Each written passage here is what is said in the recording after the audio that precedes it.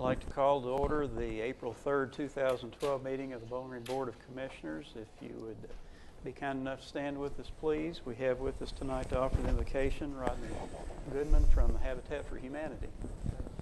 Let's pray. Father, we thank you for this night to come together and to do business as a community, and we pray that you would give all of us the wisdom to build a better and stronger community here in Bowling Green, Father. And we pray these things in your Son's name. Amen. Amen. Join me as Commissioner Denning leads us in the Pledge of Allegiance. I pledge allegiance to the flag of the United States of America and to the republic for which it stands, one nation, under God, indivisible, with liberty and justice for all. Thank you. You think y'all want to come in? Or? He yells out. Please call the roll. Commissioner Nash. Here. Commissioner Waltrip. Here. Commissioner Denning. Here. Commissioner Hill. Here. Mayor Wilkerson. Here.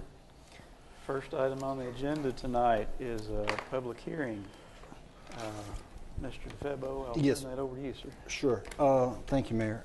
Tonight we have Brent Childers doing a public hearing for the 9th year of the Community Development Block Grant. If you remember earlier, we sunshined the availability of money. There's been a discernment process involving a citizen committee, and we're here tonight to share with you their input for the recommended program for the 9th year of the Community Development Block Grant. Brent? Thank you, Mr. DeFebo. Mayor, Commissioners, as Mr. DeFebo said, this is our 9th year. It's not the 9th year of the program, it's just the 9th year of our program. The CDBG program actually started in 1974 under the Housing Community Development Act. So we just became an entitlement community following the 2000 census. So this is our 9th year. This is direct federal funding from HUD. Being an entitlement city, we receive our funds directly from HUD. We work through HUD Louisville out of the regional office. Our amount of money is determined by a formula. There's several factors that go into the formula, including population, poverty, age of housing, growth lag, and overcrowding. The formula decides kind of how it's all split up, and then Congress decides how much money is actually available. That's been something that's been talked about over the last couple of years and last couple of congressional sessions. There's quite a bit of planning that goes into this process. In 2009, we adopted the consolidated plan that lays out the priorities for the program. That's a 5-year plan. And then each year, we adopt an annual action plan that lays out the specific projects. Tonight, I'm here to present the action plan to you. It will be approved in May and then submitted to HUD following that, and then actually will begin July 1 of this year. Within all CDBG projects, there at least one of the 3 national objectives must be met. Benefit to low to moderate income persons. Well, low to moderate income means 80% of the area median income. So there's a formula to determine a person's income to determine whether or not they're LMI. Preventing or eliminating slums or blight. None of our projects fall under this one. A lot of that national objective was met during whenever we did some of the downtown stuff several years ago. And then meeting an urgent community development need. That's tied to a presidentially declared disaster, so there are very few projects in a year across the country that actually fall into that category. The process started in January. I did a public hearing where I kind of talked about the program itself, the history of the program, how much funding we expected to receive. That was done in January. Then we actually released the funds, or released the application for our local agencies to apply for. As part of that, something that I started last year was a workshop, a CDBG workshop, where it's 2 hours where the agencies could kind of come in and listen to me talk about CDBG. I think that that's been very helpful for them understanding what all goes into it, that it's more than just a few plans, a few public hearings, and then agreements. There's a lot of things that go into it. I think that's been very beneficial for myself and also for the agencies.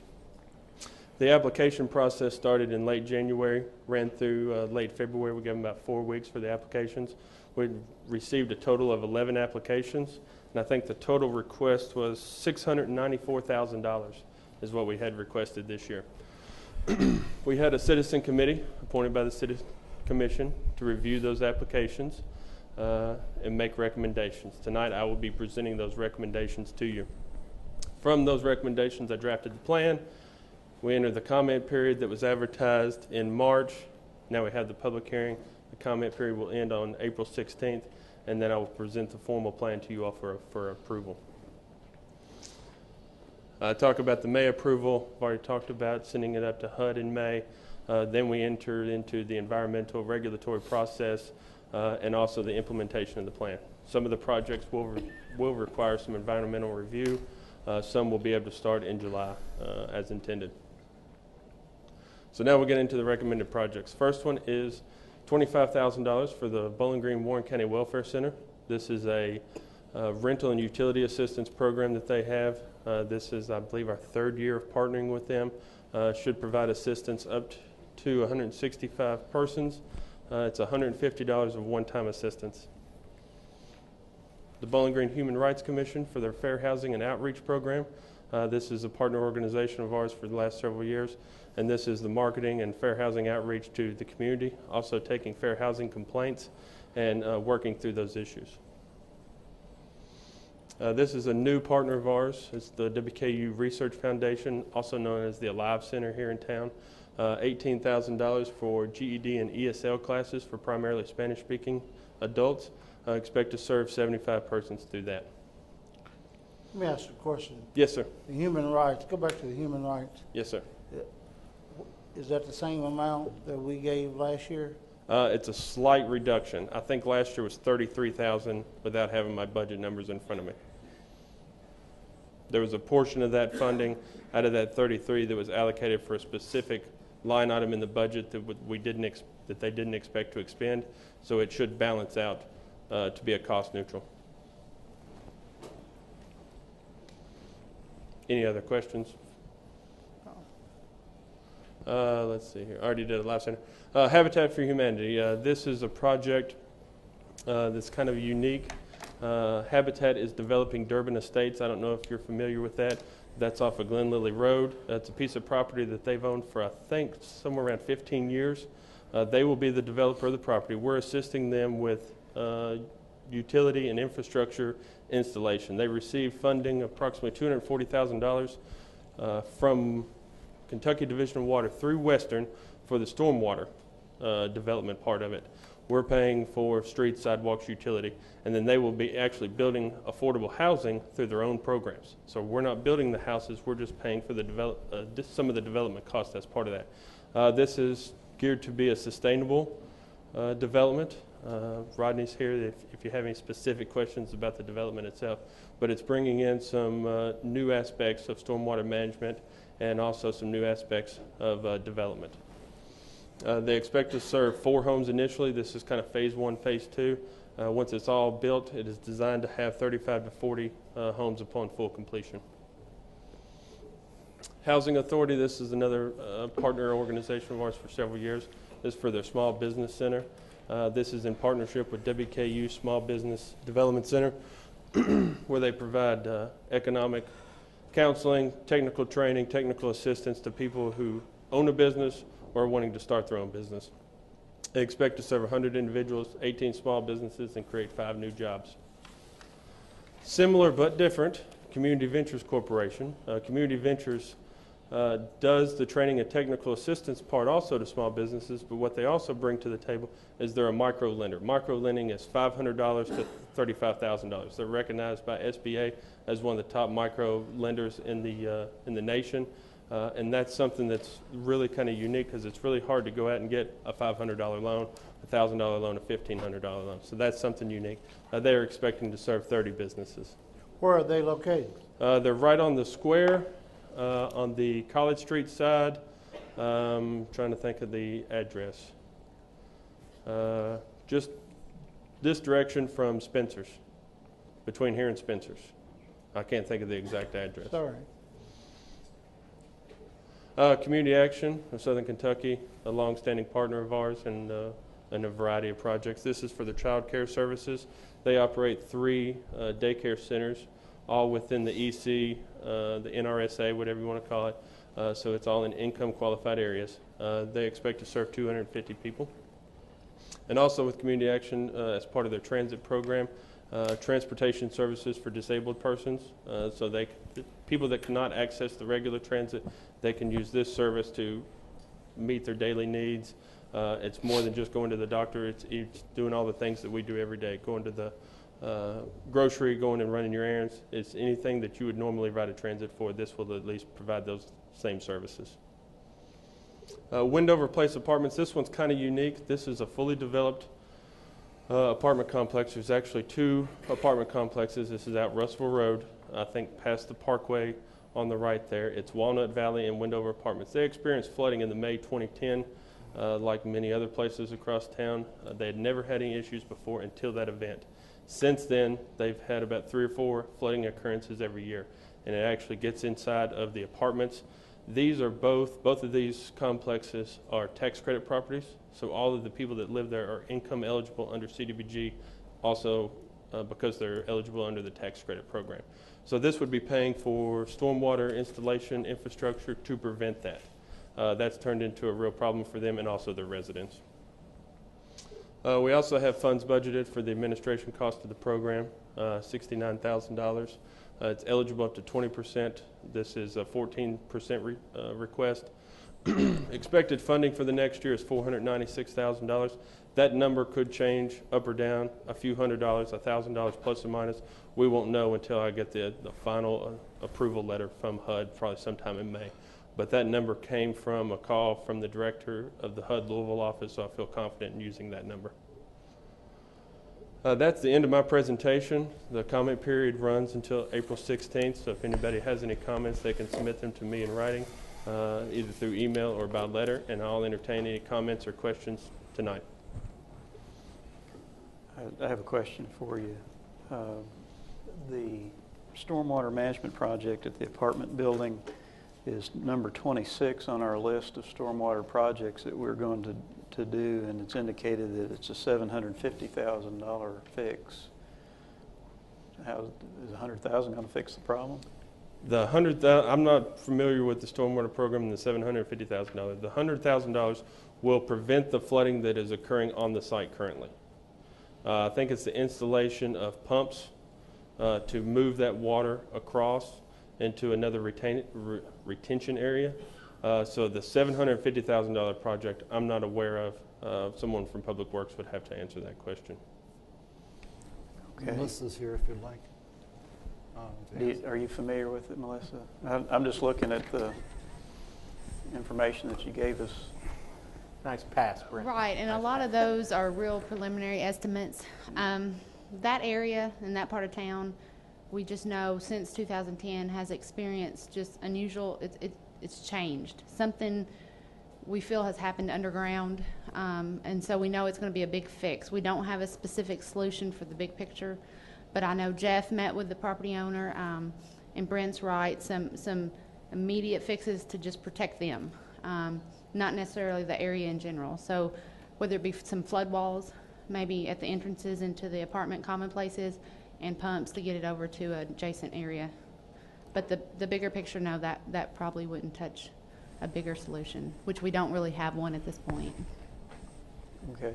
My other question is not a criticism, but a question. Mm-hmm. If we're going to take issues like problems that we're going to solve in CDBG funding, Mm-hmm.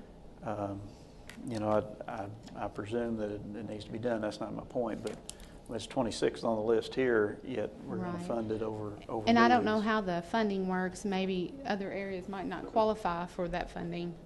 Yeah, that's I'll I let guess Brent what my answer that question one. is. You know, there's a lot of factors that go into the eligibility on that. We've used prior funding for stormwater installation and sidewalks on boat landing. So there are, we can use CDBG for projects, and we try to do that whenever possible. This, obviously, based on the amount requested, we didn't have any additional funds available to set aside for infrastructure projects. Anyone else? How many projects, did you say you received 11 applications? 11, And then- $694,000. Then I didn't keep up with, how many did you fund? 9, Do you remember offhand what the other 2 were? yes. What are they? Bellwood and Evergreen That was not a setup Presbyterian question. Ministries.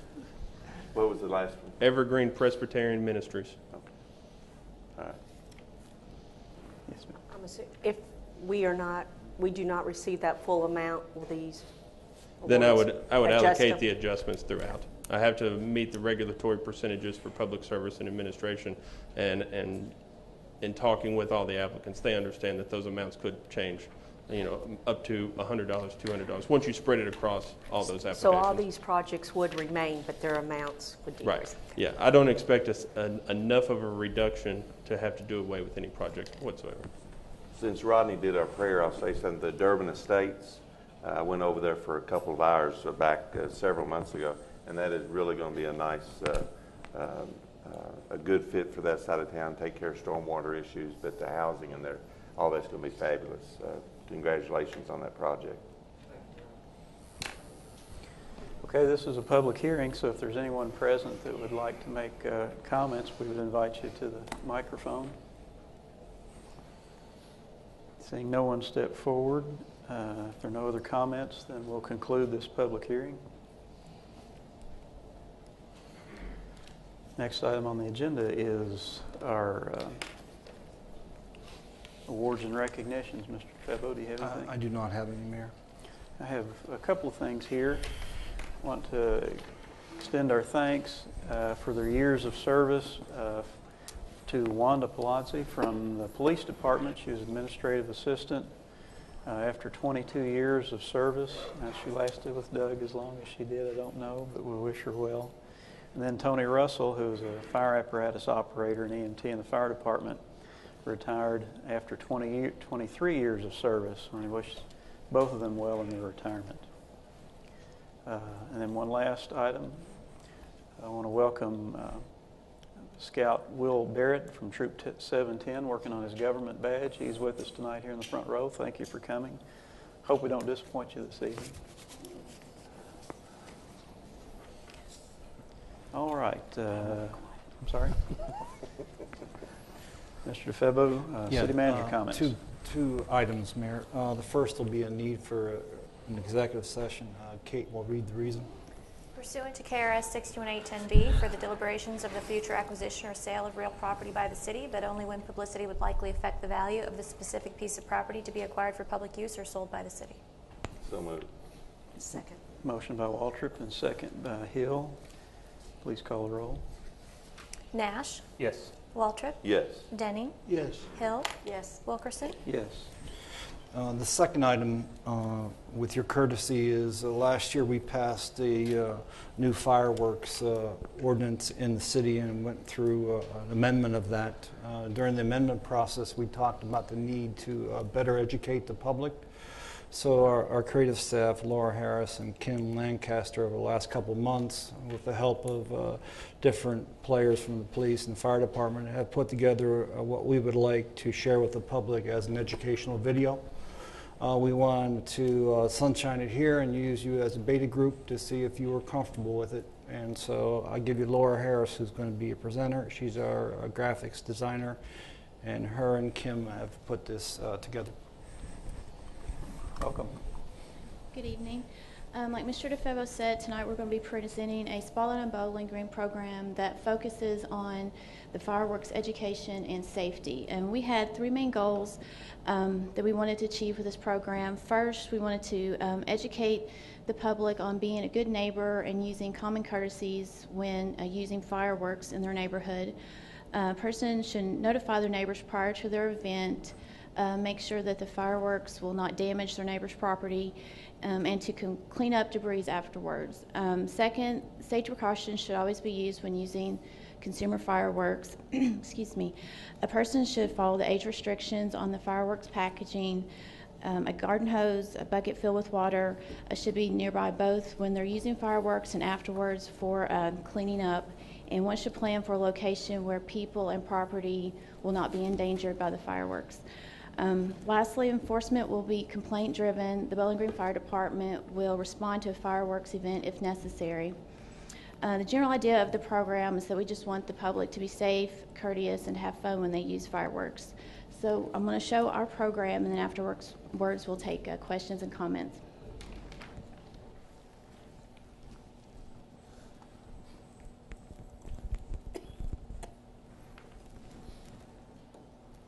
to have a fire truck at Melinda's house.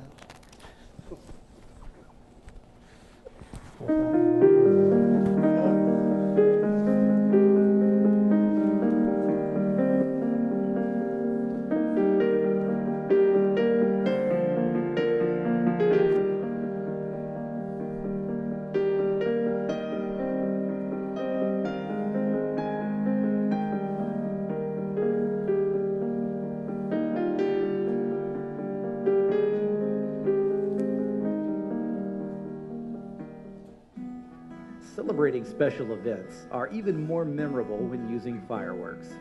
However, special safety and courtesy guidelines should be considered during these celebrations. In this edition of Spotlight on Bowling Green, we will learn more about the city's fireworks policy and how you can keep yourself and others safe while using fireworks. Well, the state recently passed a law where you could discharge a different type of fireworks that actually shot up into the air and that exploded, which is completely different from in the past where they did not allow anything that left the ground. Now they've accepted that. The city of Bowling Green wants to take into consideration the residents and the communities that we have inside our city. So they passed an ordinance that will still allow you to do that, but they put stipulations on that you need to follow.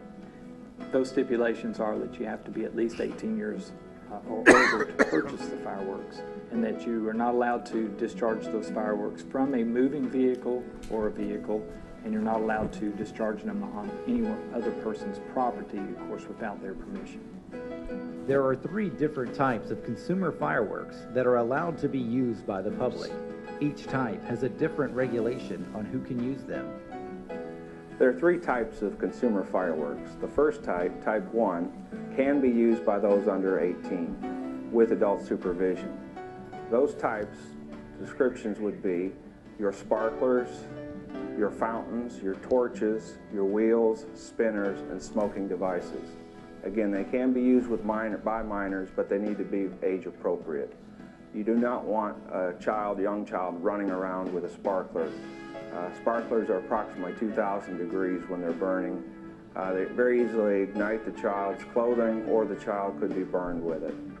The second type are aerial devices. You must be 18 to use aerial devices. Those would be your rockets, your shells, your mortars, your mines, your Roman candles. Anything that goes in the air is considered a type 2 consumer fireworks. Type 3 consumer fireworks are audible ground devices. These are your firecrackers, your salutes, and your chasers. Basically anything on the ground that explodes is a type 3. These also have to be used by someone over 18. Minors are not allowed to use the type 2s and 3s, but they are allowed to use the type 1s with adult supervision. Purchase only legal fireworks from a licensed consumer fireworks retailer. If you come across any illegal or any suspected illegal fireworks, please call the fire department.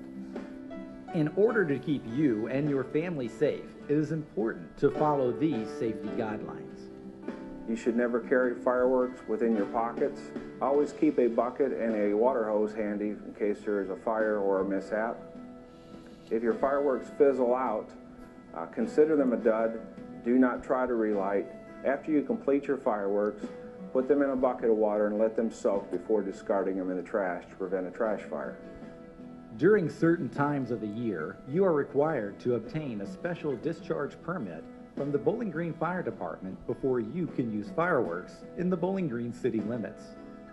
Consumer fireworks can be discharged from noon to 10 p.m. on June 27th through July 5th. On July 4th, they can be discharged from noon till 11 p.m. To discharge fireworks on other dates, a special discharge permit is required. There is no fee for this permit. To get one of these permits, simply call the fire department at 393-3702. After you call the fire department, we will start the process of issuing you the permit. You can go to the city website and download a guide sheet, a permit process form, as well as some fireworks safety tips. If you feel you have a safe and legal area to discharge fireworks, please be courteous and follow these good neighbor guidelines when preparing and carrying out your event. when we go out on a complaint for fireworks, usually it's a neighbor that's calling to complain. The biggest thing that I try to get across to people is that if you would invite your neighbor over to your fireworks party, then they're not going to be calling and complaining. But oftentimes you'll have neighbors that work different hours that you do, or they're going to have to go to work tonight and they're trying to sleep. have a whole lot. And certainly you can understand that. We just ask that you be courteous, that you let your neighbors know when you're going to have a large party that you're going to be setting off fireworks. That way they can at least anticipate that, or you can work out any problems ahead of time. We would just like for you to use some common sense when you're discharging fireworks, that the person discharging the fireworks is not under the influence of alcohol or drugs. That could cause that person to get hurt, and also many other people. Also, if they are discharged around another person's property, that you make sure that it's not a wooded area or someplace that could catch on fire quickly, and that could also cause people to get hurt. So the biggest thing is we're concerned about people's safety, and we want them to enjoy their fireworks displays, but also do it in a safe manner. Around the 4th of July time period, we do receive a lot of fireworks calls, complaints. You can call 393-4000 if you suspect or know that someone is discharging fireworks illegally inside the city limits. That goes to our dispatchers, and then they dispatch an officer out there. It's not the officer's job to go out there and ruin everybody's Independence Day celebration. So we try to come to an agreement with all of the people involved, and the people at the party, and also the person that's complaining. We understand that everybody likes to do this, and we want to work with them as the best that we can. So we try not to be too stringent on enforcing it. However, the law is on the side of enforcing it. So if we can't come to an agreement, then we may have to take some enforceable action. If you would like to learn more about this or any other Spotlight on Bowling Green program, contact City Hall at 393-3000.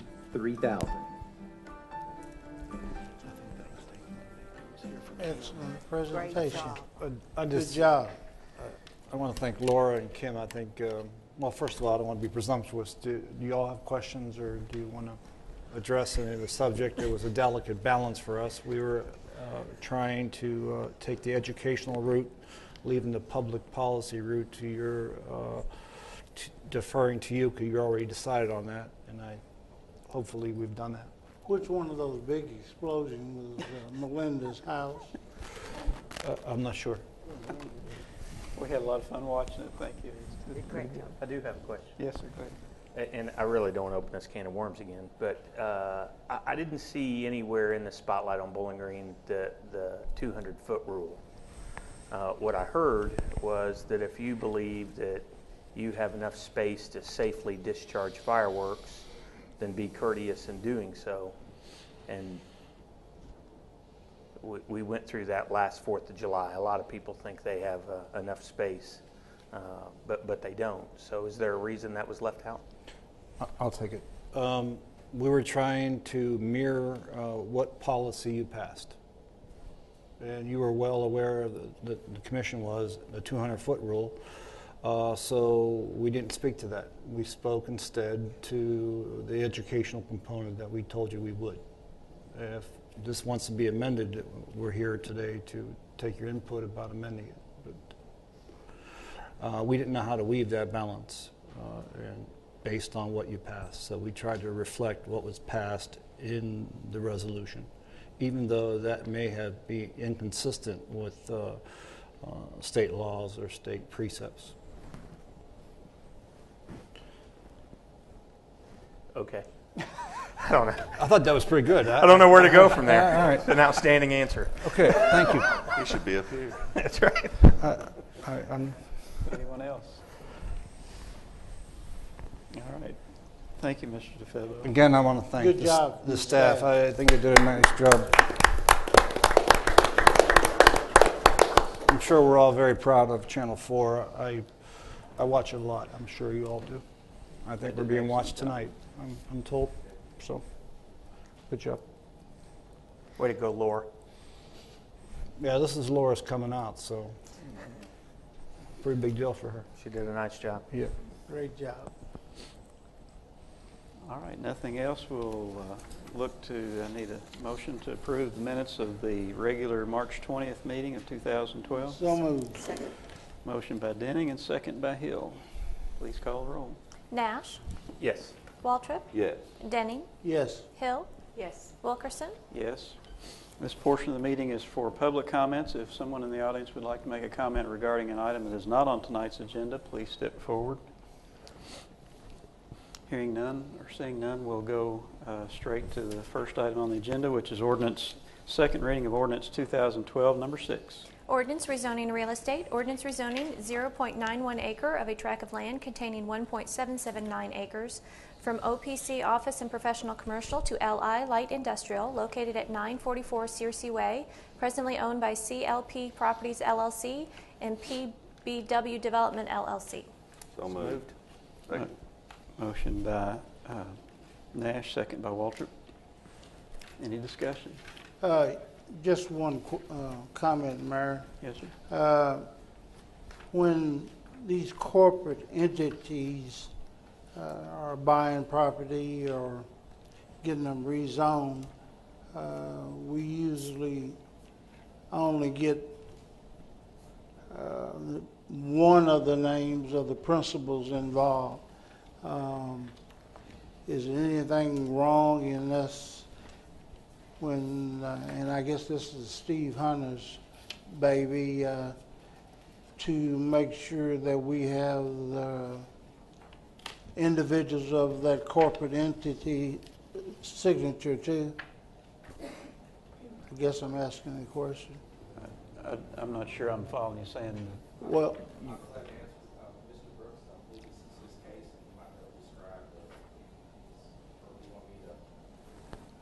it's not anything that I guess has to be answered tonight. But when a corporate entity buys property, they have officers of their corporation, and usually the president signs or one of the officers. Is it anything when we get it here? We get the president's name, but we do not get names of the other officers of the corporation. The application tends to have the more signatures on it sometimes, or the attorney for the applicant.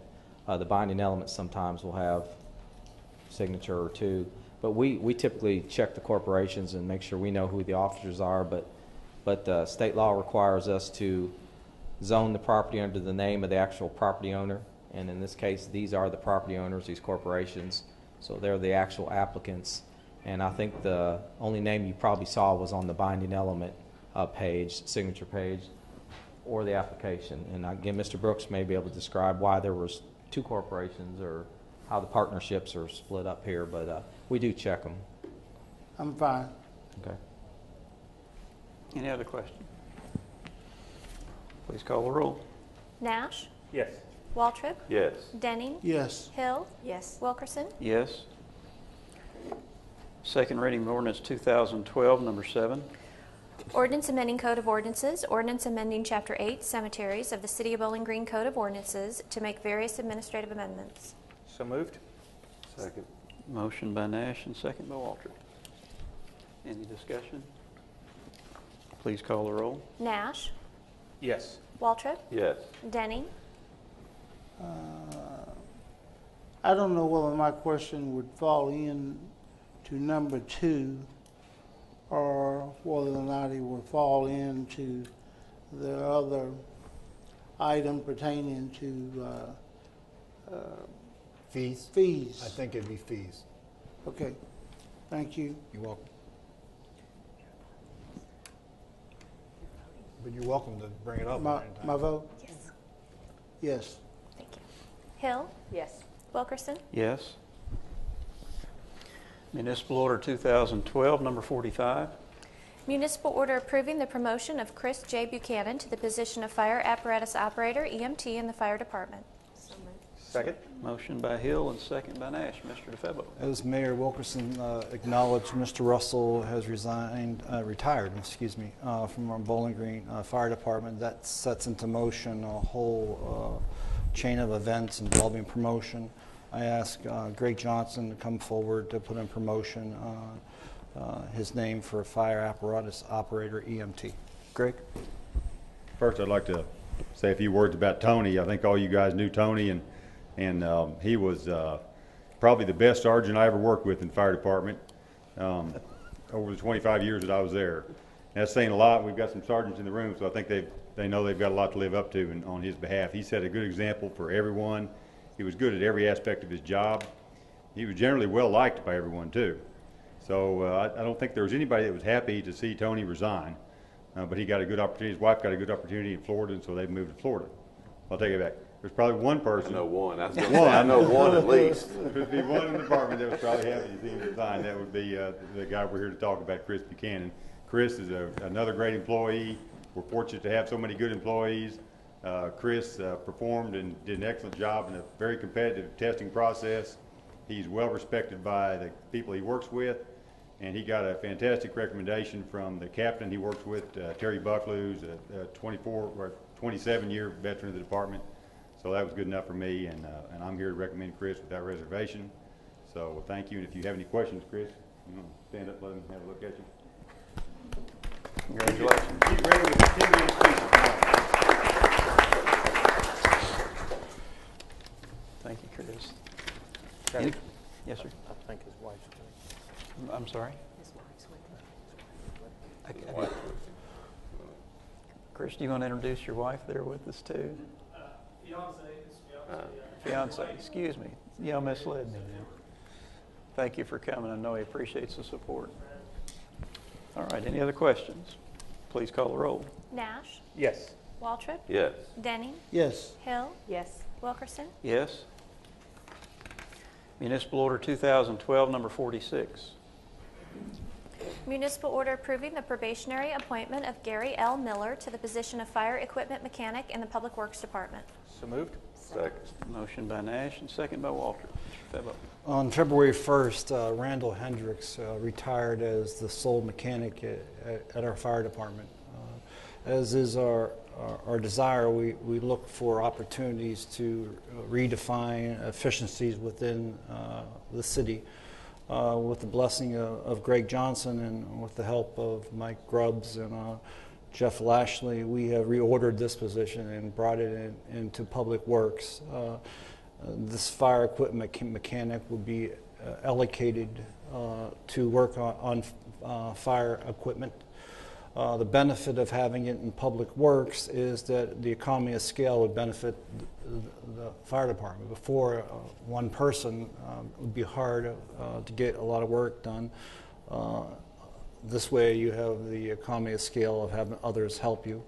Tonight we're here to request that you approve the probationary appointment of Gary Miller. Mr. Miller has 19 years experience, 10 of which is on the diesel mechanic side. He is ASE master, which is not easy to get. We had 9 applicants. We interviewed 6 involving collaboration with the personnel, fleet, and fire department. And we're pretty excited about this opportunity, and we're excited about Mr. Miller coming on. I believe he's here. Ms. Miller. Congratulations.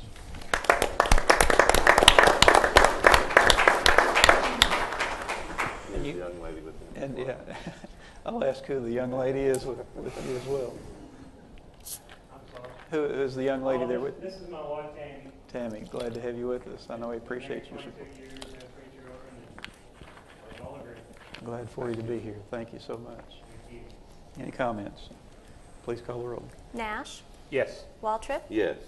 Denning, Yes. Hill, Yes. Wilkerson. Yes. Municipal Order 2012, number 47. Municipal order approving parks and recreation fees. So moved? Second. Motion by Nash and second by Walter. Mr. Febo. I know there's going to be a lot of questions, so I'm asking Ernie to come up here. But just by way of background, approximately 6 years ago, we were doing the same thing, changing the yearly fees. Park and Rec, in addition to, I think our building division is one of the few in the whole city that has cost recovery through fees. prior to the last 5 years, we used to do this internally and just adjust the fees. We thought it was important for the commission, reflecting the will of the public, to bring this here for public deliberation over the last 5 years. We're here tonight with a recommendation from Mr. Gubus, our Park and Rec Director, to amend a number of our fees. I don't know how you prefer for Ernie to address these, because I know based on the dispatches there are a number of questions. So I'll just have Ernie here and you can ask questions. Is that okay? That'll be fine. I think we all had an opportunity to look over these, the changes that you've recommended. I believe, Mr. Nash, we first asked about making adjustment. Yeah, I received one email, I want to be honest about it, and then I received maybe 4 or 5 phone calls concerning the fees related to the gardening. And I know that I believe the fee is nominal. I mean, it's somewhere in between $2.50 and $10 is where the fees fluctuate. But given that the city will only recover a couple $100 from the rise in those fees, I would like to suggest that we keep them at the same rate, not simply because somebody called and asked or I received an email, but I believe that especially in the economy that I think that we're coming out of, we're fortunate to be coming out of, many people are still using gardening as a way to supplement their income, and not so much as a way to grow things and then sell them, but as a way to reduce their grocery bills. And again, I recognize that $2.50 to $10 is not that great, but on the backs of some people, it could be just enough to put them in a bad situation. And so, given the nominal amount that the city's going to recover, I would propose that we keep them at the current rates. Okay. Since working on, the only thing I have to reply on that is when we had our sign-ups for them about 2 weeks ago, they were all gone before lunchtime, all 88 of them went. So I don't think price was an issue, and if anything, we're trying to initiate some more. And Katie suggested out at Preston Miller Park, but we were looking first down at the river location, try to get some more use from people down there. But if that's will of the commission, sure, we'll make any changes you want. You are the ones that drive the show. Do we have a waiting list? We do. Just talk to some farmers. They say time to do is break it up in the fall, turn it over, let all the stuff die over. The next spring is you do it all over again and disc and till. So we'll have some more online next spring. But yeah, there's a waiting list. There's probably 7 or 8 on there. And what typically happens, no one ever gives a plot back. They'll just have great intentions at first. Then you drive by in June and, there the weeds are. That's what typically happens. Sometimes we'll call them, or if you're going to use them, yeah, but a lot of times then it's too late for the person wanting to grow. Let's do like a cold crop in the fall or something. Do people get the same plot each year? Typically. The snafu this year, we had a new guy, Athletics marks them off. You'll love this one. They started at the wrong end. So instead of number 1 here, it's number down there, and everybody's got their same plots from last year, so we're out doing the Chinese fire drill with the stakes today. So we've got that straightened out. In this one instance, I would agree with Slim, though okay. I would rather keep them. I don't know what the pleasure of the others are, but I would rather keep them at the same price. All right. Typically, our service is we plow them in the fall, just turn everything over, mow and plow. Spring, we plow, disc, and mark them off. And if there's weather fluctuation, we may go back and disc them again if they need it. That's the rate of our service. How many plots are there? 88. There used to be 120, but we combined more. Like we have some 30 by 30 now, some are double 60 or 30 by 60. And again, they're all gone. They were gone in 3 hours. I think I'd agree with Slim on that. I would also. We still probably go through a motion second. I'm sorry? Probably go through a motion second to amend. I'm not sure you want to do them all together or wait. No, let's wait and do them all together in case we've got some others.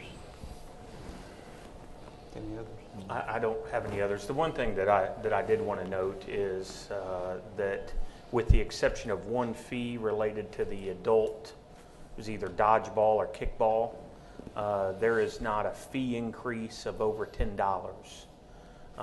Most of them are $1 to $2 to $10, somewhere in that range. I think that speaks well to the Parks and Rec Department, to your leadership, Ernie, in that there are very few products that are available that year after year we're able to maintain not only a reasonable price, but we don't raise fees in the Parks and Rec Department anywhere near as often as you see inflation affecting other things in our economy. No, thank you for the compliment, Commissioner.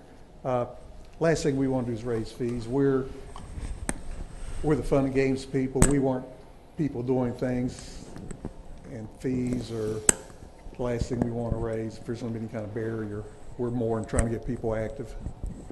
Thank you. Ms. Hill.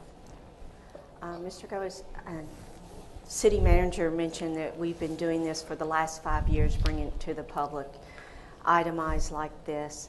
Over the last 5 years, I can look at, if this is approved for the last 3 years, we've had no increases. Looking back before my time, those 5 years or even 6, how many increases have we had, approximately? Typically, it'll be about this percent, less than, it'll be around 5 to 10%. Excuse me. If we do a major improvement, we raised fitness last year because new equipment was coming in. We've done some golf. We've replaced carts. We did cemetery fees, I believe, 3 years ago. We had a small increase in some of those lot fees. But it's minority time that we adjust fees. Okay.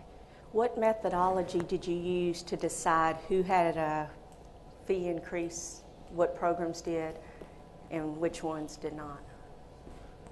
Some is simple supply and demand, like the gardens. Others is things trying to increase play. For example, at Hobson Grove, we ran a coupon mint special, $5 off.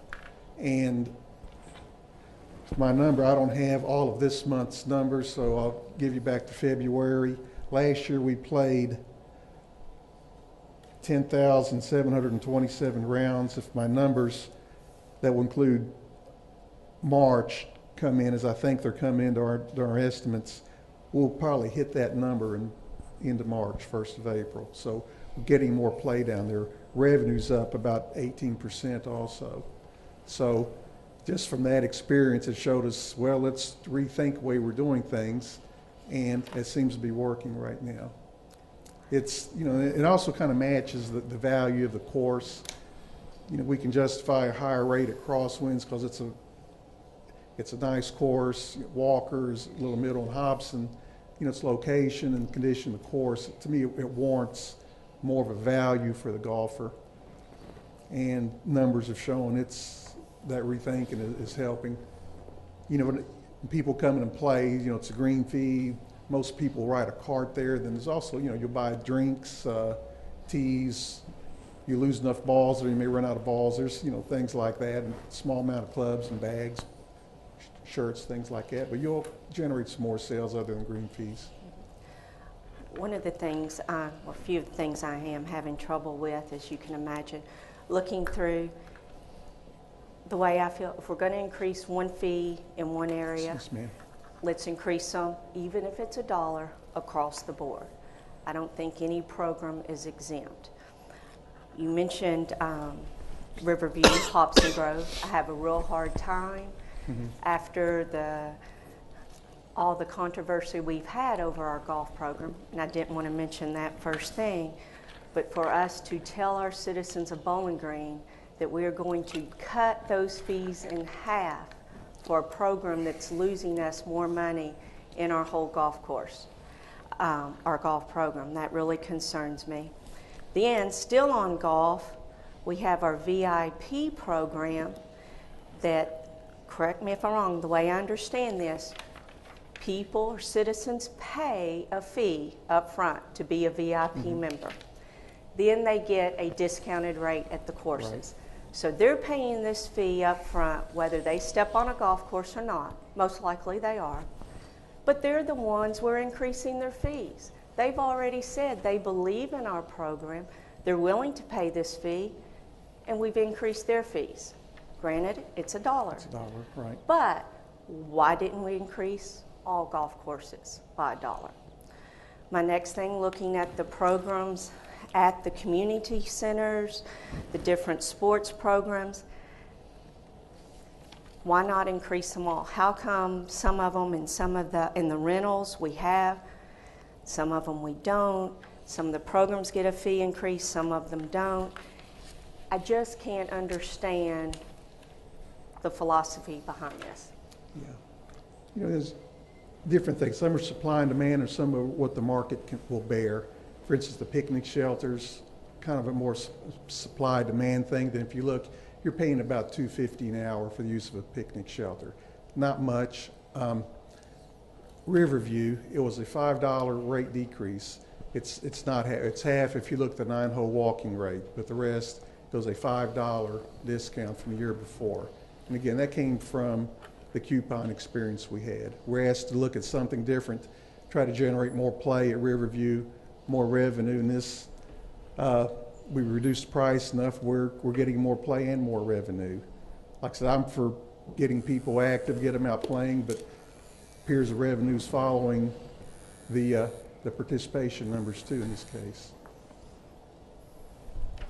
You know, it seems like a lot, but like I said, it was a $5 blanket. And a lot of that's based on course conditions. The greens are, they're still in the recovery mode there. It's a good word to say, rough. One other thing, I noticed the ad in the paper, and since this is televised, the ad in the paper for the volunteer program for our golf. Yes, ma'am. Would you explain that? So for citizens who are having a hard time and say our fees are too high at the golf courses, explain this program. Okay, there's a volunteer program. There's two methods. One's the maintenance end of it, and the other is in the pro shop. Maintenance, obviously, you're doing maintenance work. It could be simple as fixing ball marks on greens, but a lot of it's landscape, so the crew can devote its time to do more important things on the golf course. The other part is working a pro shop where they're simply checking in golfers, getting carts in and out, cleaning carts and putting them up, or doing the rotation of them. There's a time requirement where they work 1 day a week, and I believe I'm getting brain freeze, I believe it's a 6-hour day. You work that during the season, which started middle of last month and goes through about the middle of October, busier times. And for that, you get free golf privileges. Okay. One more thing, then I promise I'm finished. Regarding the cemetery fees, so yes, ma'am. Everyone doesn't think I'm picking just on golf or parks. On the cemetery, I notice we are the lowest across, except for one community, or I'm sorry, 3 other smaller communities with us. I see no reason why we can't be competitive, especially with our people here in Bowling Green, so we're not a competitor with an independent business, and bring our fee up into range in the $525 range versus $475. All right, you're talking about weekday burials? Yes. About a $50 increase. What about the differential for our weekend rates? Keep those. Keep them the same. Mm-hmm. So everything would be $575, is that what or $525 for weekday and $575 for Saturday, the other ones? Yes, and $675, yes. All right. Keep Reason the we have that others. differential, we try to, usually Saturday's an overtime day, so we try to concentrate funerals as best we can, unless we're paying people a little different rate to mow when, keeping them busy between funerals. If that's the will of the board, we'll, like I said, these were adjusted about 3 years ago. That's the reason I didn't ask for another adjustment. And these fees are due at burial. A grave purchase can be done in installments, but this has to be paid up front or at the time of the funeral, and it's, yeah. So I just leave it to y'all's consensus for y'all to make the adjustment. That's all I have. Thank you. Standing. Thank you, Mayor. this area that I want to talk about is not listed on any pages, but There's only 313 of them, sir. it's something that I have had some concern about for some time. And I guess the older I get, the more concern I have. In this day and time of family members trying to look back in history to see who they are related to, etc. One of the problems that I think we have in Bowling Green, and I don't know if it's anything that it is our responsibility. Other individuals have to be involved in it.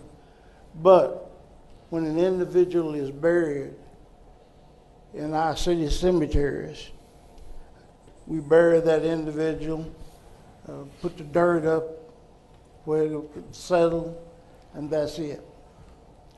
10 years from that time, if I go out there, I want to know who's buried right there. I don't know. Nothing tells me who's buried right there.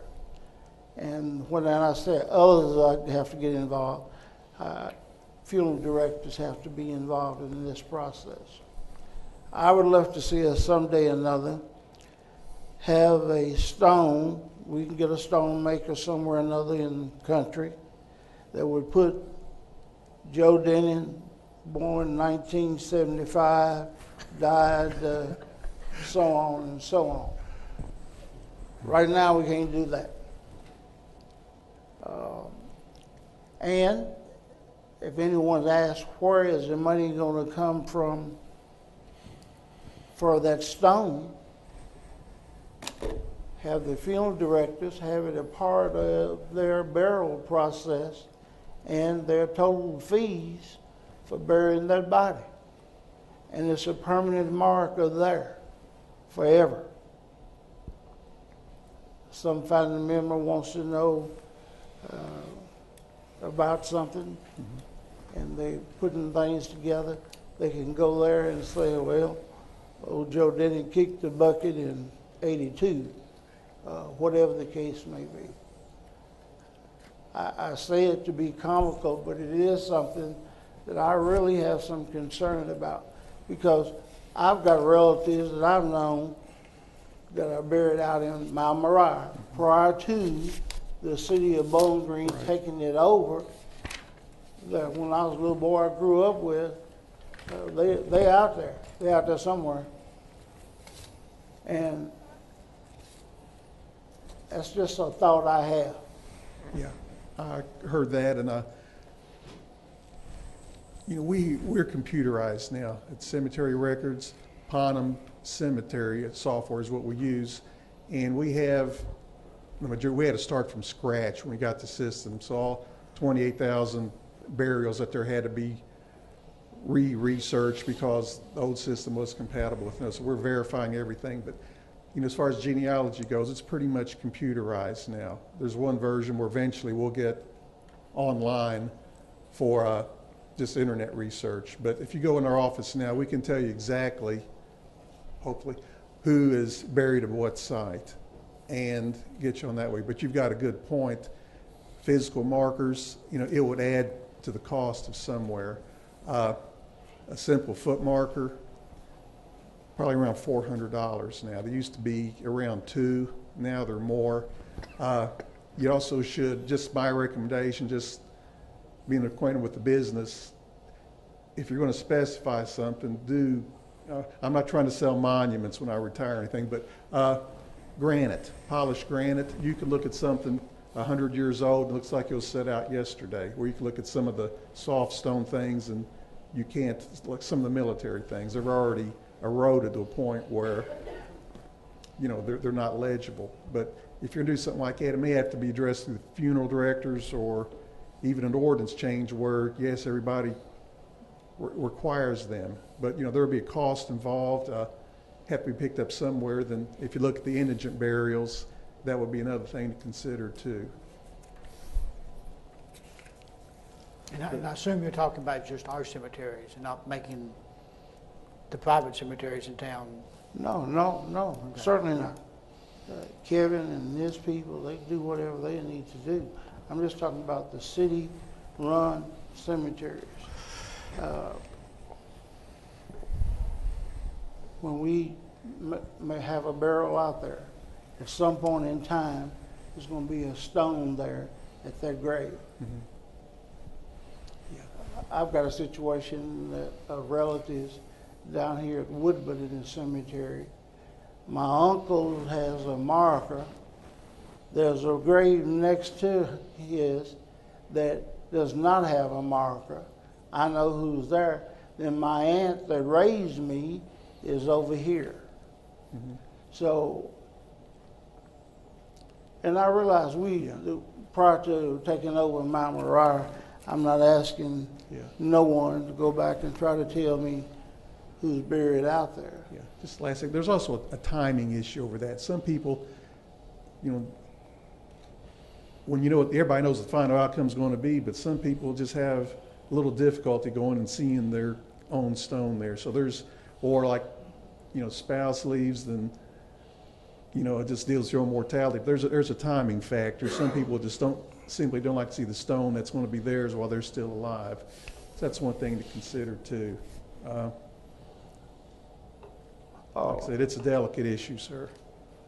In the case of good record keeping and with the computers and so on, if it was just some way or another, those that didn't have a stone, a permanent marker be put there, and the computer can say what marker, who's buried in marker 19. Right. Of course, you got the maintenance of keeping up the markers, but that's all I've got. Anyone else?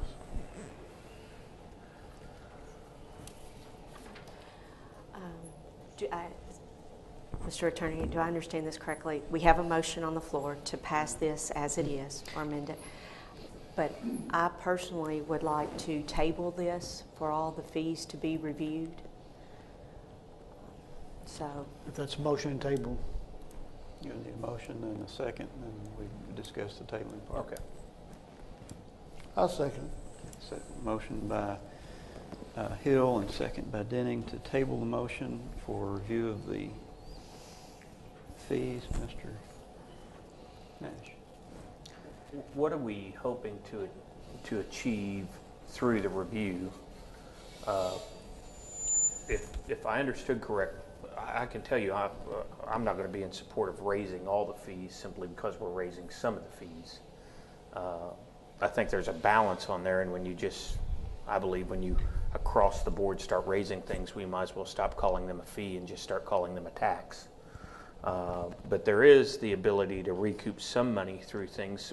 So is the intent of the review to look at raising every fee across the board?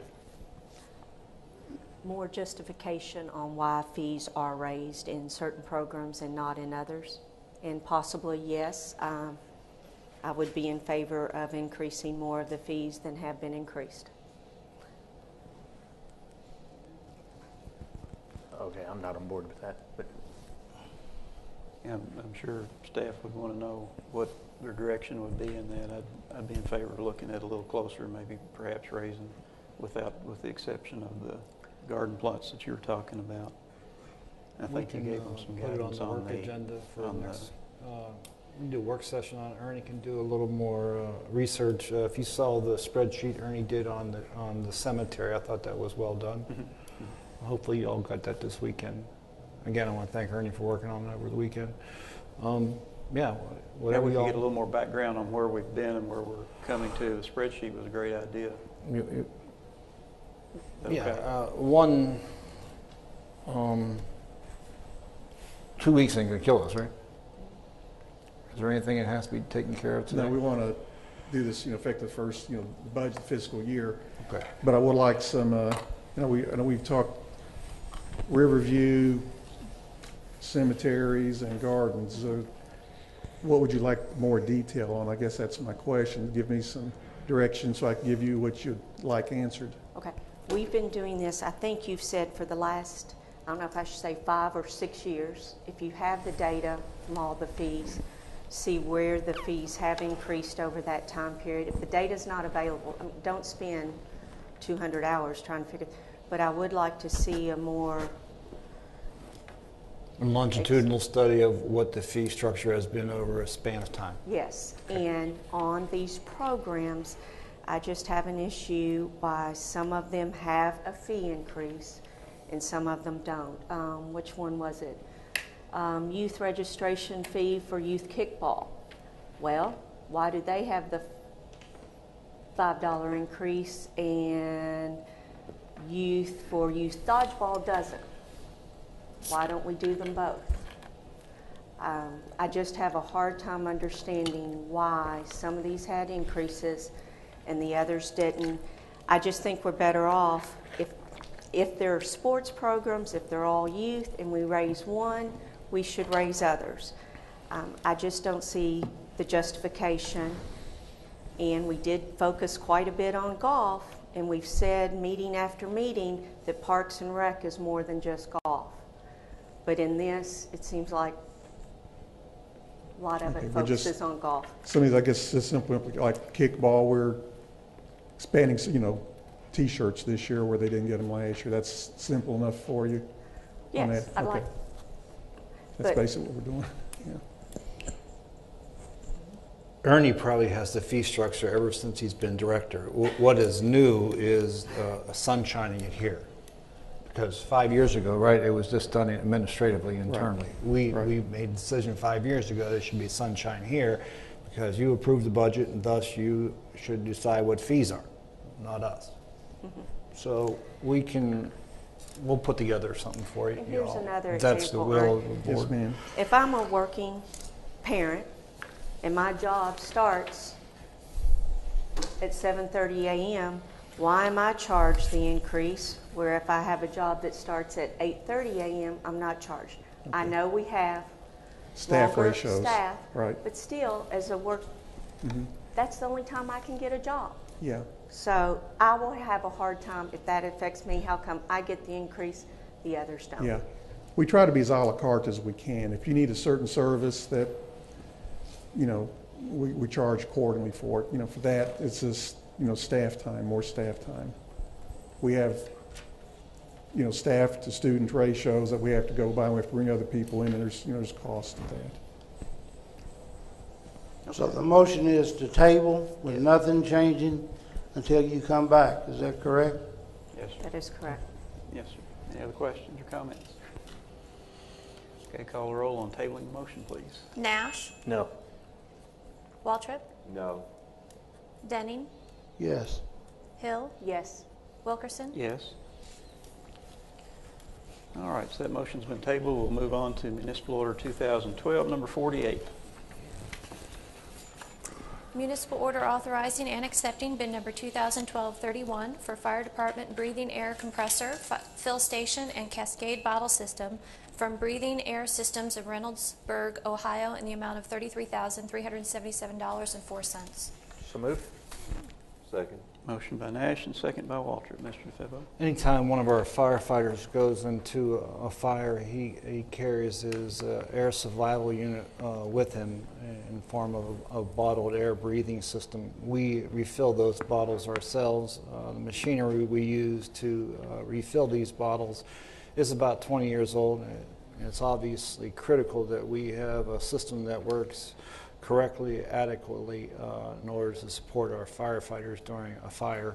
We went out to bid. We had 5 bidder. The low bidder is the one before you, Breathing Air Systems. Todd Napier, he's over this area, is here if you have any questions about technology or the bid itself. Questions or comments? I would like to say something. So I don't come across such a hard nose against Parks and Recs, but it's when we come as a commission to vote on spending money for things like this. I feel like we have a certain pool of money. We have a budget. It's taxpayers' money. Where do we draw the line? Do we give the money to Parks and Rec, Or do we charge our citizens a fee? Or do we allow our safety officials, our firefighters in this case, to have safe equipment? So, I mean, that's where, I have no problem with this. Their safety is involved. Yeah, I can understand the logic. In this particular case, we're using insurance premium money. Every time we have an insurance policy, part of that money goes in the general fund, part of that goes directly to the fire department. We're using fire insurance funds for this product. So we're lucky that years ago that we were able, the city commission at the time was able to separate the funding source, because we're never really doesn't seem we're ever lost for the need for fire capital funds. So that's how we're paying for this. Anyone else? Please call the roll.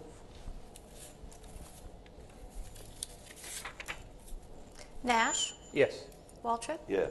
Denning, Yeah. Hill, Yes. Wilkerson. Yes. Municipal Order 2012-49. Municipal order authorizing and accepting bid number 2011-25 for fiscal year 2011 sidewalk construction program phase 1 from Scott and Murphy Incorporated of Bowling Green, Kentucky in the amount of $106,711.45. So moved. So moved. Second. Motion by Nash and second by Denning. Mr. DeFebo. Yes. We have, as Commission knows, a multi-phase sidewalk program every year. This is phase 1, which will involve the installation of 2,100 feet of sidewalk along Patton Way and Fields Drive, areas that were newly incorporated into the city a number of years ago. We had 9 bids. Scott and Murphy was the lowest bid. Kyle Hunt is his bailiwick, so if you have any questions, Kyle's here. Any questions or comments? Thank you for coming, Kyle. Please call the roll. Nash, Yes. Waltrip, Yes. Denning, Yes. Hill, Yes. Wilkerson. Yes. Municipal Order 2012-50. Municipal order amending municipal order number 2012-40, authorizing and accepting bid number 2012-29 for Pedigo Park Little League Field Lighting from Knight Electric Incorporated of Bowling Green, Kentucky in the amount of $92,500 to further authorize the direct purchase of materials from Musco Sports Lighting. So moved. Second. Motion by Nash and second by Waltrip. Mr. DeFebo. We want to provide adequate recreational facilities throughout the whole community, despite where a particular playground or a field may exist. Last year, we came up with a creative idea, thanks to your blessing of that, to use one-time CDBG funds to help do some repairs at Parker Bennett Community Center, as well as to do some much-needed upgrades to lighting at Pedigo Park, as well as to add a playground at Parker Bennett.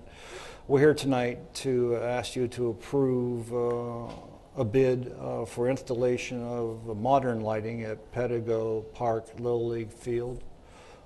This is a field that is used by the residents of that neighborhood. This is part of our, I guess, larger West Side initiative to foment development in all parts of our community. We had 8 bidders and who are bidding for the labor. We can direct purchase through Musco Sports Lighting, so tonight we're here to ask you to bifurcate the bid to allow Knight to do the installation and for us to direct purchase through Musco. The good part, we're using other people's money, which is CDBG money, to help take care of a need that's been there for a long time. Comments, questions? This is for the West Little League part, generally where they play. Which really includes a great deal more than just the people who live around the park when you involve the Little League players that come in there. I'm very glad to see that we're making improvements to Pedigo Park. The west side was something I committed to continue talking about while I'm fortunate to be on the commission. I appreciate Parks and Rec taking it seriously and moving forward with improvements to the parks on the west side. Just by way of summary, at that particular park, or help me out, Ernie, didn't we put in, didn't have a septic line, I mean a public sewer line. We had to run it hundreds of feet, thousands of feet to get to a line just so kids could have a bathroom. Well, they had bathrooms. They were just Porta-johns. they were not. They were not conveniently located to where people were, which provided some problems for. But everything, that park's been rebuilt in the past Yes. 6 years. Score boxes, dugouts, concessions, meets codes. Yeah. And, right, sewer line, both fields have grass infields on them. It's a good place to play ball. It really is. Yeah. Thanks for noticing. Any other comments? Please call the roll. Nash, Yes. Waltrip, Yes. Denning, Yes. Hill, Yes. Wilkerson. Yes. Municipal Order 2012-51. Municipal order authorizing and accepting bid number 2012-04 for City Hall Campus Facility Security Project from CMS Roofing and General Contractors of Bowling Green, Kentucky in the amount of $52,774. So moved. Second. Motion by Nash and second by Waltrip. Mr. Febo. Employee safety has always been an ongoing concern of the city. Usually we handle security needs when we build new facilities, and we incorporate that right in with the design. Here in the City Hall campus, that is more problematic because we have older buildings, and for the immediate future there is no new city building on the horizon. We, to meet the ongoing safety need, commissioned what we call the PAT team, which is process action team, to look at a particular problem and to recommend a solution to that. I'm going to tag team now with Kate. She's going to fill you in on how the PAT team looked at this and what hard changes they're going to make at a cost-effective rate. All these changes were in the budget. I'll defer to Kate for more of a detailed explanation. She was ramrodding this project. We had a 6-person employee action team group. We had a 6-person employee action team that got together. Dave Weisbrot was the chairman of that group. Basically, their mission was to assess each individual city facility's security needs and make recommendations for cost-effective security enhancements that would promote the safety of city employees by limiting and controlling access to non-public parts of the facilities. What we have on the agenda tonight is to do some construction in both the City Hall Annex and in the City Hall building to provide a little bit more of a barrier between the public areas and the non-public areas, and have a key controlled access to those non-public areas for employees to have. It'd be like a swipe card or a keypad entry. This is phase 1 of that portion. It's just the construction itself. The electronics would come in the next phase to add the key entry system. So what are we doing? I'm sorry. So what are we building? Yeah. Well, it's taking the entrances at the neighborhood and community services area, redefining that area to provide a more secure entrance where the public would have a barrier so it could not get past a certain point without an employee taking them through. Same thing where the city treasury counter is. We would provide a barrier, a wall, if you will, between the treasury counter and the hallway there that leads back to finance and to the NCS area, so that again it would require an employee to take an individual past that area. So the receptionist is going to be sitting there by herself? No, I think we're going to be adjusting that particular area and bring the receptionist in behind the treasury counter. As Mr. DeFebo mentioned, we're limited on what we can do in the pre-existing buildings without doing major demolition and rebuild. What we're doing is not a full secure area. We're not putting in bulletproof glass or any kind of barrier like that, but we will be able to have all of the employees have an area that they can stay protected, if you will, from hopefully any issues that may arise. Here in the City Hall building, we're going to work and redefine the counter area that's used right now in the front. There would be access through my office for that employee to escape, if necessary, into a more secure area.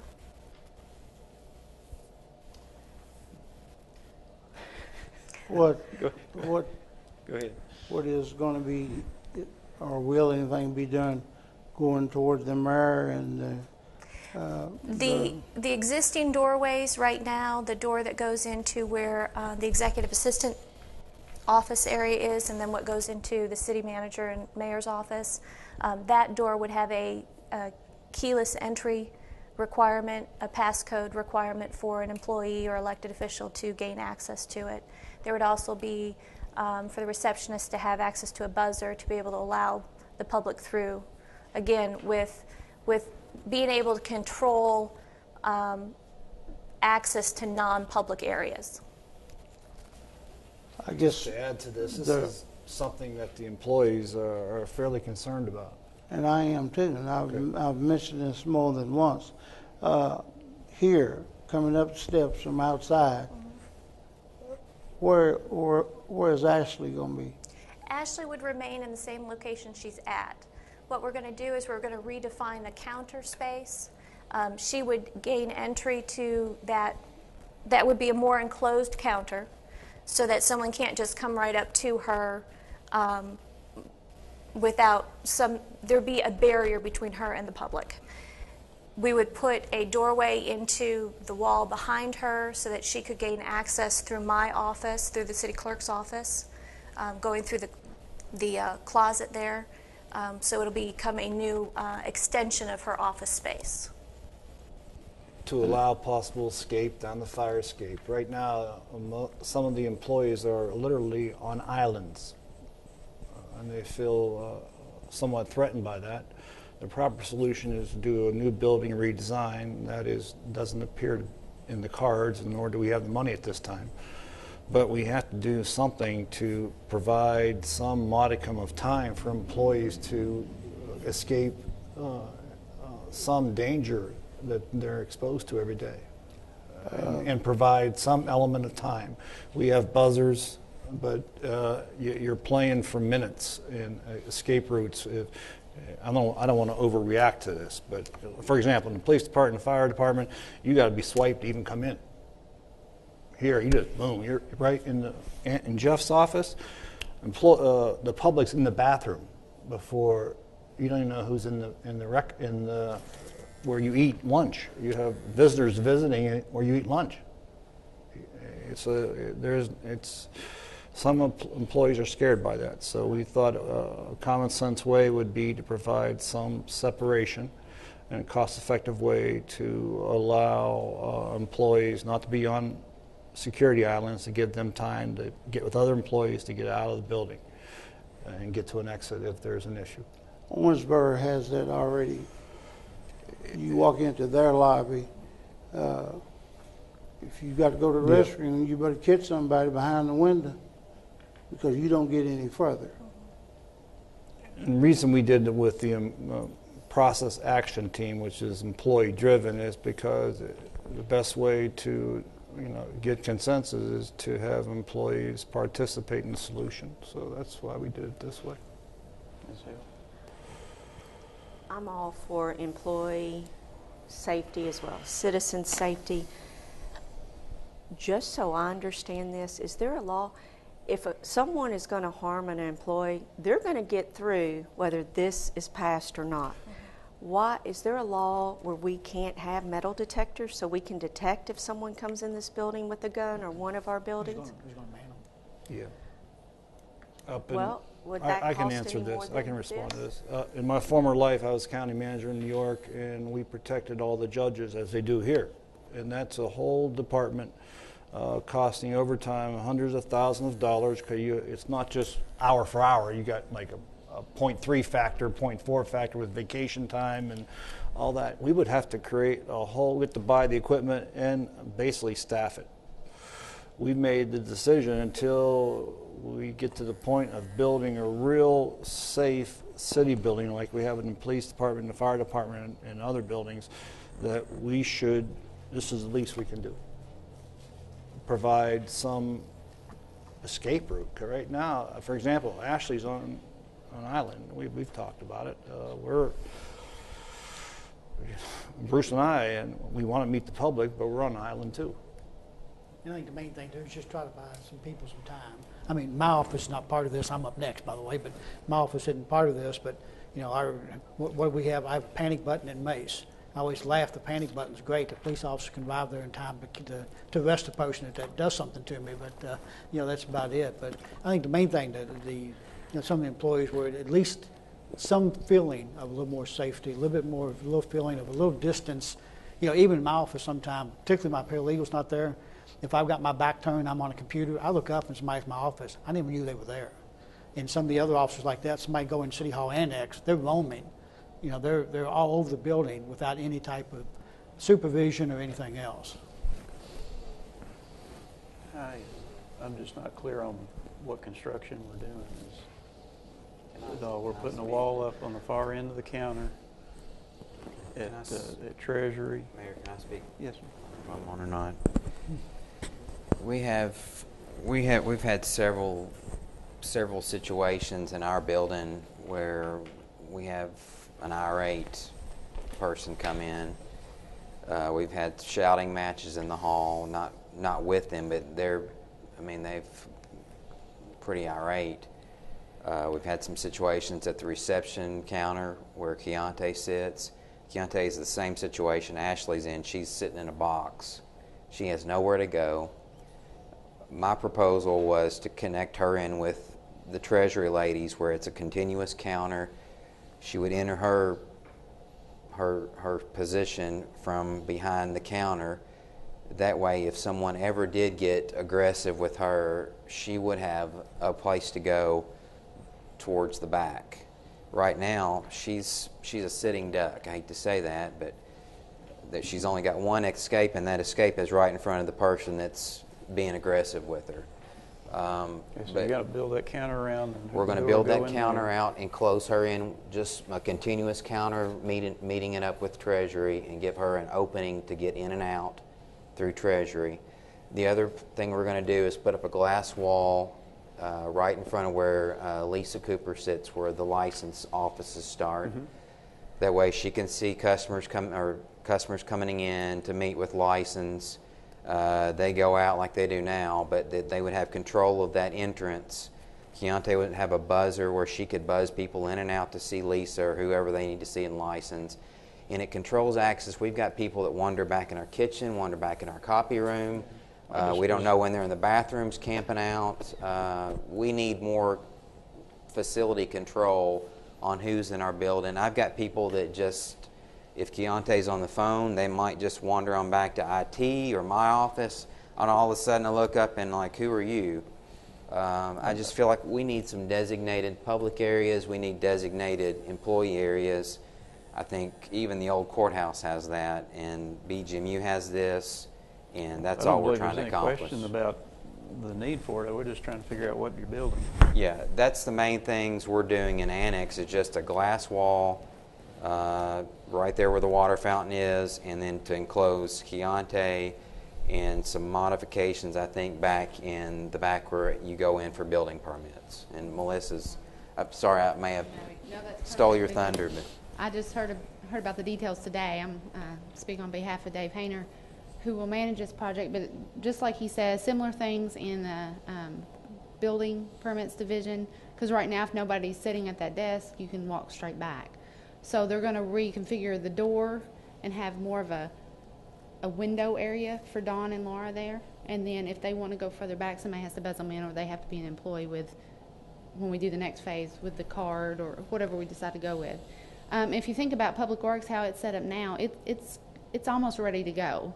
You know, we don't have any swipe card that stops anybody right now, but it would be easily done because we have a door that keeps you from going straight back, and we have a door that keeps you from going upstairs. So we're kind of set up.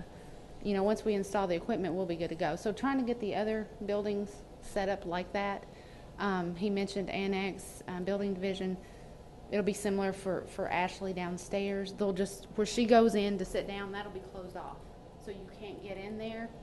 She'll have to go through the door, which will be, you know, access only through Katie's and in that way. So there'll be no extra walls downstairs, it's just Kind of closing the counter in, and then I guess glass possibly there. I'm not sure about that, but just a little more feeling of security. And we just didn't have any detail on what you're going to do there, other Right, than the right. idea. I think we all support the idea. We just It sets it maybe what up you're doing. for the security system, which will be the next phase.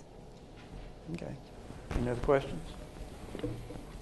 I want to thank the employee action team. Kate, do you have their names?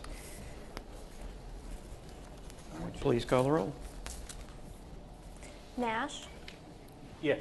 Waltrip, Yes. Denning, Yep. Hill, Yes. Wilkerson. Yes. Do you have their names? I do. David Weisbrot, Barry Pruitt, I heard of him, Jeff Wood, Ashley Jackson, Judy Nash, and Jackie Edwards. We use this protocol on a variety of, remember we had the Pro Team? This is what Pro Team has become, process action team, solving problems with employees. So.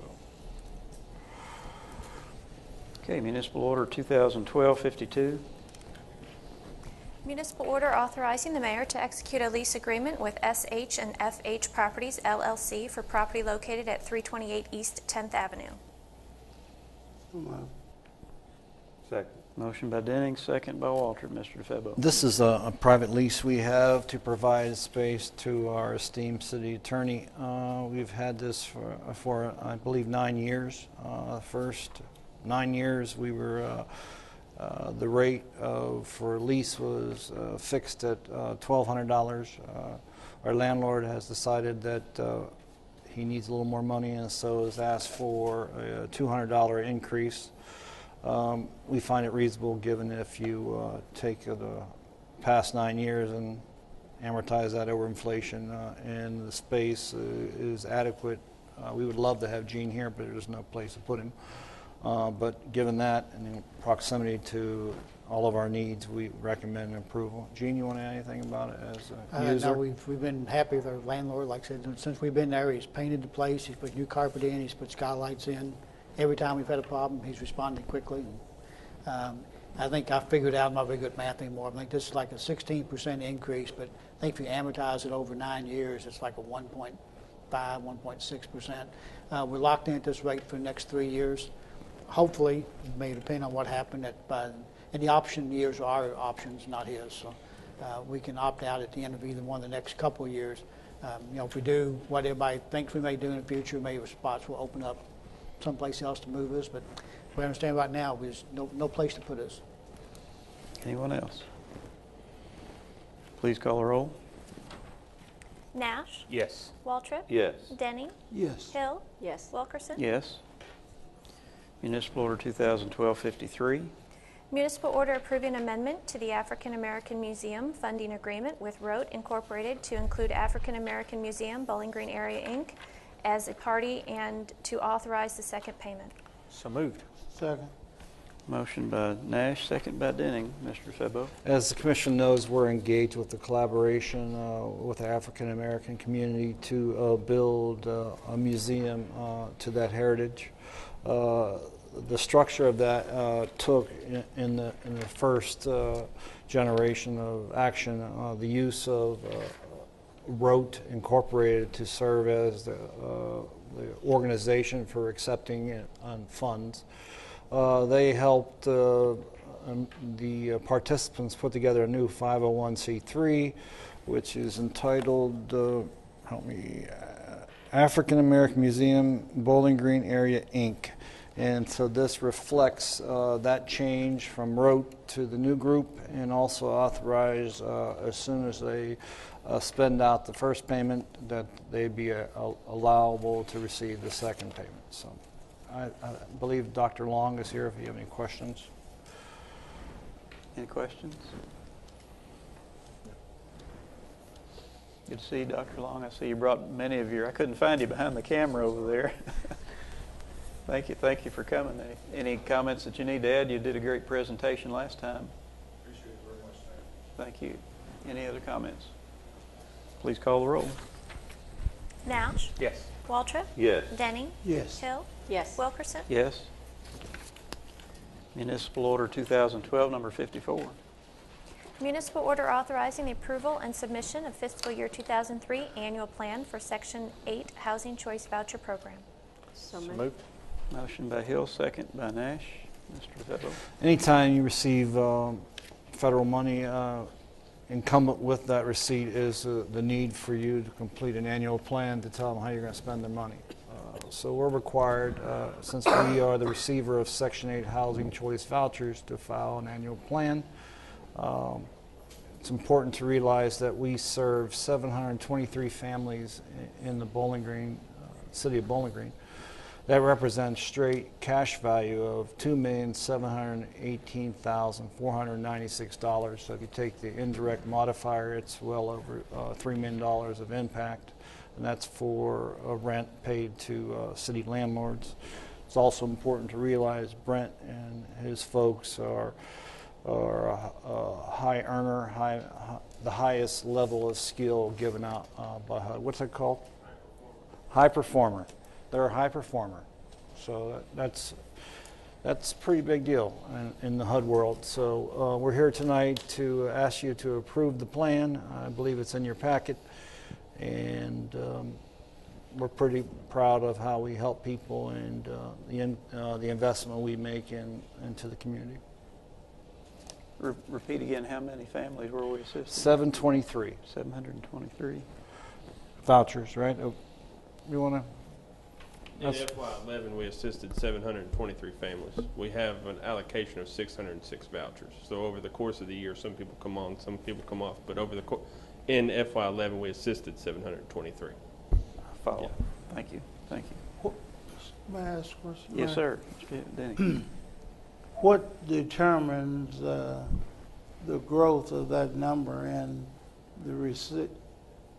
us receiving money for the additional?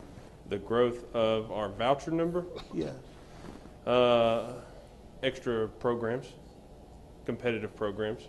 We had applied for, I think, an additional 50 vouchers in 2010. I think that was the first summer I was here. We applied for an additional 50 vouchers for, it was a specific disabled adults. So that was a specific 50 voucher allocation. We did not receive that. That's what it would take, is specific small contributions of vouchers. As far as an overriding addition to go from 600 to 750 or something like that, then you really get into the formula metrics of HUD. There's a governor on how many slots they will give you, how many vouchers. We've been able to, as Brent said, maximize the number that we can get through creativity. But there is an internal governor from HUD on the amount of Section 8 certificates they will give us. We do pretty well in maximizing the amount we get. So, any other questions? Please call the roll. Nash? Yes. Waltrip? Yes. Denning? Yes. Hill? Yes. Wilkerson? Yes. Municipal Order 2012-55. Municipal order approving agreement related to pictometry imagery between the City of Bowling Green and the City County Planning Commission of Warren County, Kentucky. So moved. Second. Motion by Nash and second by Waltrip. Mr. Fedler. As the Commission knows, the City of Bowling Green, through its police department, purchased a pictometry product for use in the police department and have been using through agreement the sale of that or lease of that to other related agencies. I think we've approved the PVA, General Warren County Government, BGMU for a reduced product, and we're here tonight for a reduced product, which is generally just pictures with the Planning Commission. I think the price is $7,500. It's our intent to continue to market this product to a number of other agencies in the future, but we recommend your approval. Mr. Hunter, did you have something to add?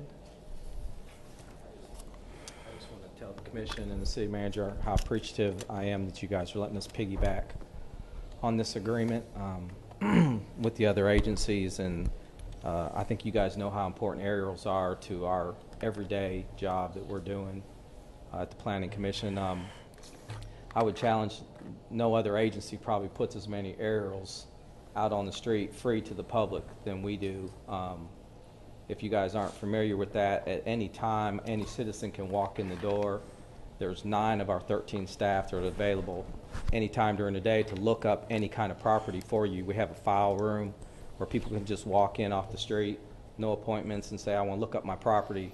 So every single day, someone walks up to the counter and says, this is my property, I want to see the aerial, and we send them out the door with a free color map every single day. And then, as you guys know, that's a critical component of the online map that people are now using every day.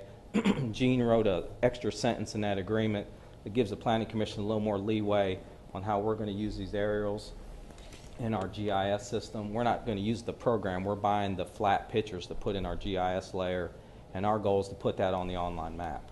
Whether City Public Works does it or we do it, that was a huge factor in us even entering into this agreement, that we want the pictures for our staff, but the top priority was to put it on the online map, and the deal for the walk-in people that come in and pull up aerials every single day at the counter, and we print them out.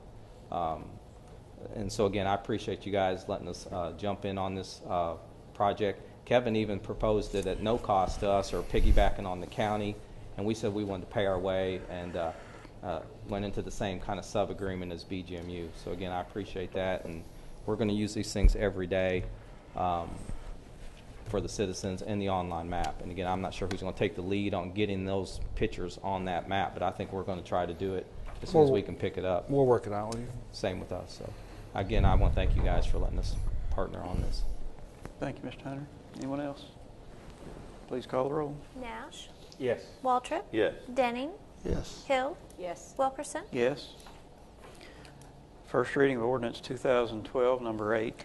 Ordinance relating to WKU Gateway to Downtown Bowling Green TIF development area. Ordinance approving subdeveloper agreement and assignment and assumption of rights and obligations under master developer agreement, which includes a city TIF application related to Block 7 of the WKU Gateway to Downtown Bowling Green development area, declaring city-owned properties in Block 7 of the development area surplus, and authorizing the conveyance of these properties and the execution of the deed and related documents for these properties to Warren County Downtown Economic Development Authority Incorporated for economic development purposes.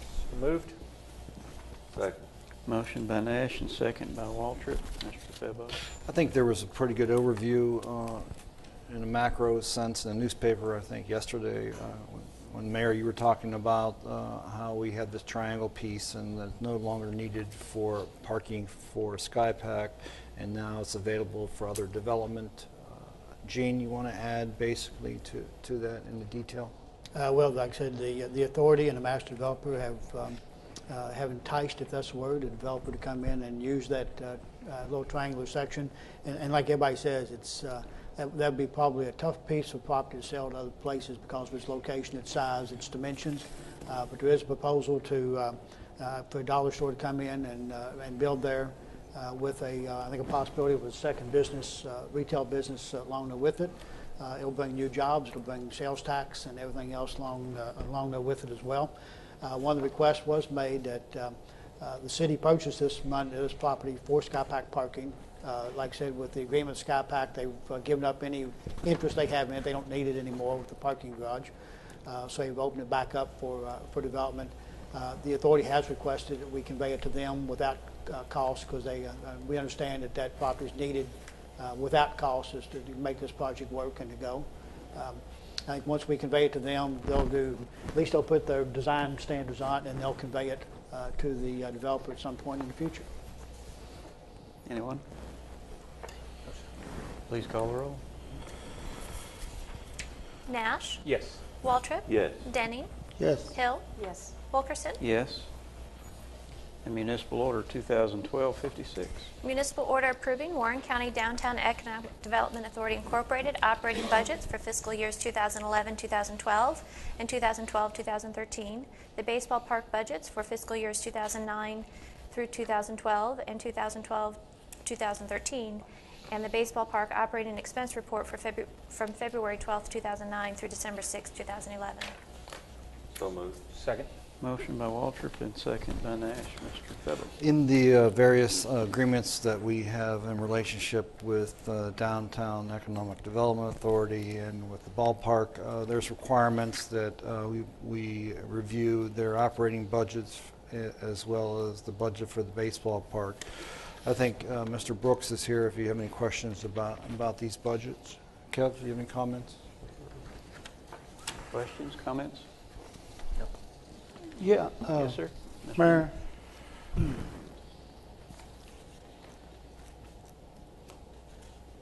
At one time, there was a relationship between the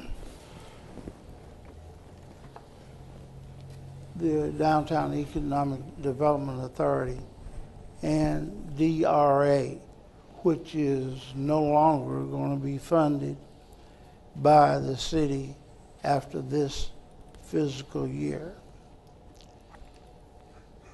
There's also writings somewhere along the line pertaining to economic development, and help me, Kevin. Yeah. To buy the building, $100,000 is out there somewhere or another that is still being discussed. Help me out, pertaining to the DRA building. Now, DRA still can exist even though the city is not funding it. It still can be a DRA working for the retail people downtown. What happened to the $100,000 that was supposed to be used to, if I understand it right, buy the DRA building? Mr. Brooks is going to handle this. Is that Help okay? me out, Kevin. I'm confused. But not very well. I have to say I'm not sure about the $100,000 that you're asking about, Mr. Denning. There really is no official relationship between the authority and the DRA. There were some earlier agreements that had to do with the utilization of that building, which contemplated, and I don't remember the number, but a very expensive renovation of that building. My memory serves something like a $2 million renovation, and obviously none of that has occurred. The money has not been available to do that.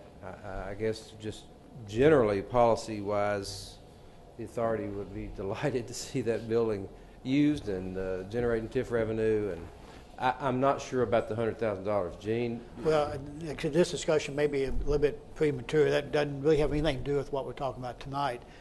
There are a couple of documents that we've been sent to look at, proposed amendments to the local participation agreement and to the master development agreement. And we'll hopefully get those to you at the next agenda. We just didn't have time to get through them for this one. And Kevin may have to help me. I can't remember which one of those two agreements. One of those two agreements has a section in it that says that pending funding, it was intended to mean TIF bond funding, which never came about, but contingent upon funding, the master developer agreement. It's in the master developer would then propose to put in like 1.8 million or something like into that building. Which then would be leased out with DRA getting the lease payments to help them make their income the levels that they needed. Because of the funding situation and again the economic issues that those funds have just never become available. The proposed amendments to the master development agreement still has similar language. I think it's being modified somewhat to make it even clearer that this has got to be dependent upon the availability of money. Because you just can't pull $1.8 million out of the air to do this. It's got to come from somewhere. That's right, and I think it is the master developer agreement. And I think what was anticipated at that time, that agreement's been around for a while. Even it predates my involvement with this. But I think what was expected then was the sale of TIF bonds that would fund all that, and that went away when the market imploded. And TIF bonds there's still really no such thing as TIF bonds being sold, to my knowledge. You know, I still think once we do this, it's going to be the wish of the master developer to fulfill that if funding's available. It's just hadn't been available. It's a great building for the right use, and one of the things that we do all the time is we have lots of lookers and no takers, but we've been close a time or two on that building, and so we'll make something happen there one of these days, I hope. Anyone else? No, sir. Please call the roll. Nash, Yes. Waltrip, Yes. Denning, Yes. Hill, Yes. Wilkerson. Yes, that's the end of our regular scheduled meeting. We'll have a No vote, Mayor. no vote will be coming out of our closed session. 10 out of minutes, our 15 brief minutes. closed session. Thank you for joining us.